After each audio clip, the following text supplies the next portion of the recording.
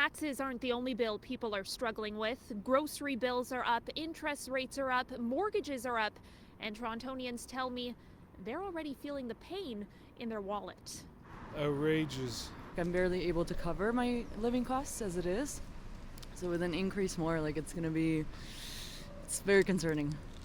Yeah, considering moving back home. Just to give you a taste of how tough times are, more than 400,000 Ontarians are working more than one job to make ends meet. The average grocery bill is expected to be up by $700 this year, at a time when many Canadians are $200 away from not being able to pay their bills. Yeah, it's too expensive here. Even if you make let's say $21 an hour, still not enough. Makes living in the city harder, which is, considering that's where all the jobs are, it's definitely not what you want. This is going to be devastating for Torontonians. The Canadian Taxpayers Federation says Toronto families will see their property taxes rise by $750, with the average home price in the city worth about $1.1 million. But even if you rent, the Federation is warning you could also end up dishing out more.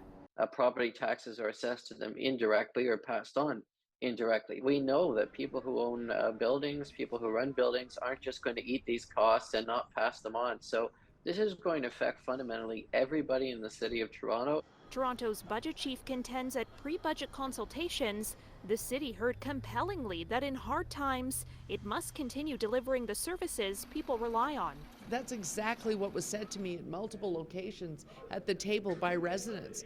This is when we need you most. How do we balance the cost of living with the need for improved public services here in the city?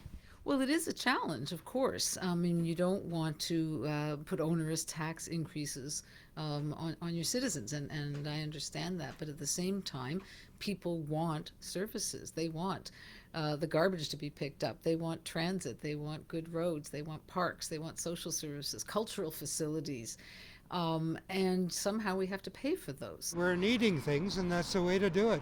For others feeling the cash crunch, I'd like them to try to exhaust all opportunities before they pass on the responsibility financially to taxpayers like us. I think they're going to have to disclose some of their costs in order to substantiate that kind of an increase. taxpayers I spoke to today want to make sure that every extra dollar they're being asked to spend is absolutely necessary. Of course, this double-digit tax hike is what's being proposed and won't necessarily be the final increase.